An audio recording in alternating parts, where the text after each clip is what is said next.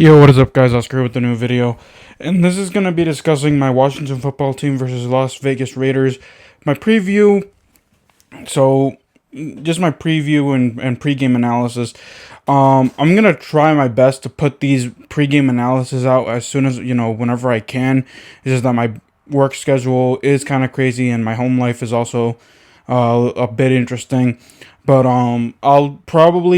I'm gonna try to post them up on Thursday. If not, look for them on Saturday, the day before the game. So as long as I guess they come out before Saturday, we should be fine.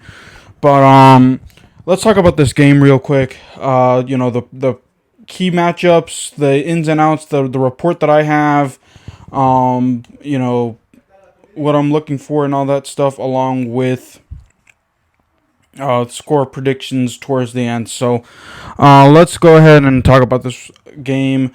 Raiders, Washington. So the Raiders, they're a pretty decent team. You cannot sleep on them. They just, beat Dallas on Thanksgiving when everyone basically gave them a 0 chance of winning, and they come out victorious 36-33.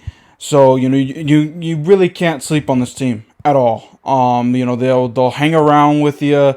They were on a slide, because of off the field issues, John Gruden resigning, Henry Ruggs getting arrested, and then David Arnett got released or something like that due to having firearms when he's not supposed to. But they were able to clear that out and beat Dallas. So you really can't sleep on them. Derek Carr is actually he's a pretty decent quarterback. He's the only quarterback right now, in recent memory for the Raiders that actually led them to playoffs. He did get hurt, but that season was basically, he was in the MVP discussion that one year. I think it was 2015, 2016, something like that.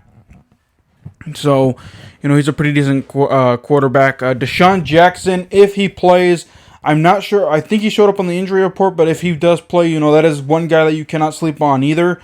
Let me see who else. Josh Jacobs, the running back, he's been solid for the Raiders in his 3 years in the league. With Hunter Renfrow, a very solid wide receiver. They are going to be missing Darren Waller, which is basically their top weapon. So, but still, the Bryan Edwards, all these guys are actually pretty solid. The Raiders defense does rank bottom of the league in, run defense. So, the formula for Washington should not be changing at all. Do what you got to do. Run the clock, run the ball. That has been your specialty. That was the key the last 3 games for you guys. Run the ball. So, Raiders run defense isn't all that good. The pass defense is okay. It's decent. It's nothing to, brag about. They do have John Abram, I think. They do have solid safeties. Their corners they're meh at best, but you still can't sleep on them. So, let's get into keys to the game here. Actually, no. Let's talk about who's in and who is out. J.D. McKissick is out, has a concussion. They did bring in Wendell Smallwood, to fill in that role. So I guess that's okay. So expect, Antonio Gibson, Jarrett Patterson to carry the load, and Wendell Smallwood here and there. Landon Collins, I think, had a leg injury or something like that. So he is out. Tyler Larson, hopefully he is back. But if not, they did activate, what's this guy's name? I think his last name is Toth or something like that. Off the practice squad to help out with the centers. Benjamin St-Juste, he is on IR with a concussion. He got concussed.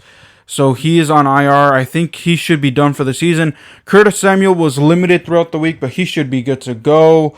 Logan Thomas was limited. He should be good to go. I don't see Ricky Seals-Jones playing in this game just yet. He has that hip injury, which it's basically, I don't see him playing. I don't see him active, so expect John Bates to back up Logan Thomas. Aside from those main injuries, off of the top of my head, aside from that, everyone should be playing. Is either questionable or should be playing, but let me know in the comments down below. So let's get into the keys to the game real fast. On offense, I'm basically going to break this down: offense, defense, special teams, per usual. Offensively, Taylor Heinicke, continue to do what you're doing. Run the ball when you need to, make smart throws, hand it off to Antonio Gibson.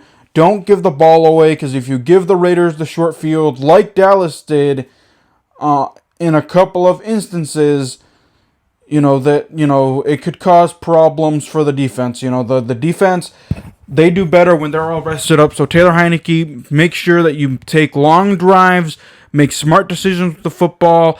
Offensive line, you've been the bright spot on this, of the team, with run blocking and protecting Taylor Heinicke.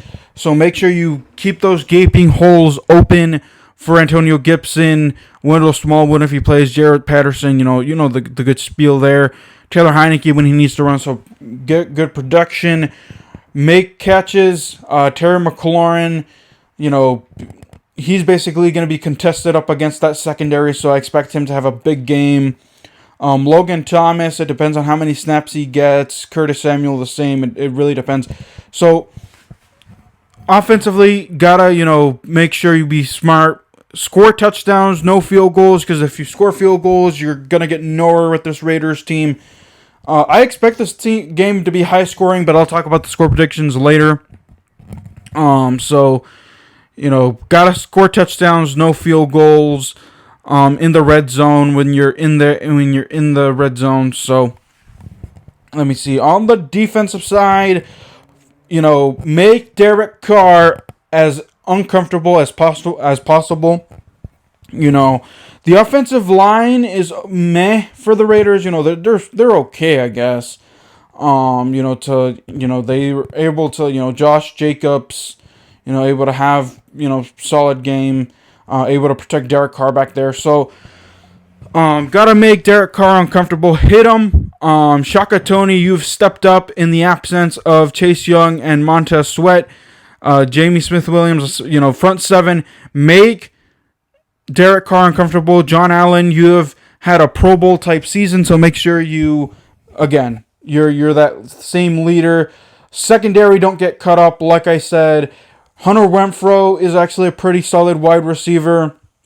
If Deshaun Jackson plays, gotta contain him. Gotta contain Josh Jacobs, Brian Edwards, who can run past you as well. So gotta make sure you contain him. William Jackson being matched up against those type of guys. Kendall Fuller, those guys, gotta step up. I'm assuming that DeShazier Everett will get to have some playing time. Hopefully he's, been able to sit down and, for refresh his brain after getting burnt on that one play against the Seahawks. So maybe he'll be better. Maybe he'll be the DeShazier Everett of last year where we were saying Landon Collins who? So yeah, there you go. Force turnovers. Hit Derek Carr. Those are the defensive keys there. Stick Josh Jacobs, Kenyon Drake, so on and so forth. Let me see. Special teams. So here's the thing. New kicker. And this kicker has only attempted, 8 extra points. So he's 5 for 8. Man, oh man. Joey Slye, Washington really cannot catch a break with kickers. They really cannot catch a break with their special teams. With the kicking, releasing Dustin Hopkins, signing Chris Blewett. He was awful. We thought we had an answer in Joey Slye, but he got hurt on Monday, trying to save that 2-point conversion touchdown, suffered a hamstring injury. So, this kicker is going to be the wild card. Got to make the kicks. You know, gotta get, you know, if you're in positions to make the field goal, get the field goal, make your extra points. Hopefully he'll be enough for the next couple of weeks to get Washington by. No fumbling, no muff punts, no muffed kicks. Let me see what else. What other things? Oh, no, you know, make sure that the kicker, you know, good snaps, good holds, so that way, you know, there won't be any blocked extra points or blocked field goals. So, that's another key. Those are other keys there. So, yeah. Those are the keys to victory off of the top of my head. Let me see offensively. Oh, feed your weapons. Taylor Heinicke, feed your weapons when necessary. Like I said, you know, got to feed Antonio Gibson. Feed Terry McLaurin and feed DeAndre Carter, who's actually, you know, been stepping up as of late as a number 2 guy aside from, you know, Logan Thomas. Feed your weapons. So, aside from that, I think those are all the keys. So, score prediction time. This is gonna be a tough game. Like I said, the Raiders are a tricky team. They can, you know, sneak up on you. I don't see this being a low-scoring game at all. I really don't. I think, you know, this is gonna be a high-scoring type of affair. I think also I'm gonna give the Raiders the win here. I'm gonna give them the win, 27-24. I'm going to give them 27-24. It's going to be tied. And then the Raiders, with like a minute and a half left, are going to get that field goal to give them a 3-point lead. And Washington's not going to be able to, you know, Taylor Heinicke is going to be bottled up, or something's going to happen to Taylor Heinicke where he's not going to be able to lead Washington downfield. So I give Washington the loss here, 27-24, to drop to 5-7. So, yeah. All right. Let me know what y'all's score prediction is in the comments down below. Make sure you guys hit that sub button. Also, guys, we're on the road to 100 subs. Get me there by the end of the year, December 31st. It's now December 4th. So, we got December 4th. So, we got 27 days to get me to 100 subs. Make sure you hit that sub button. Also, smash that like button as well. Share this video with your friends and family. Make sure you also comment. Let me know what y'all's prediction is. Until then, guys, keep it real. I'll see you guys next time. Peace.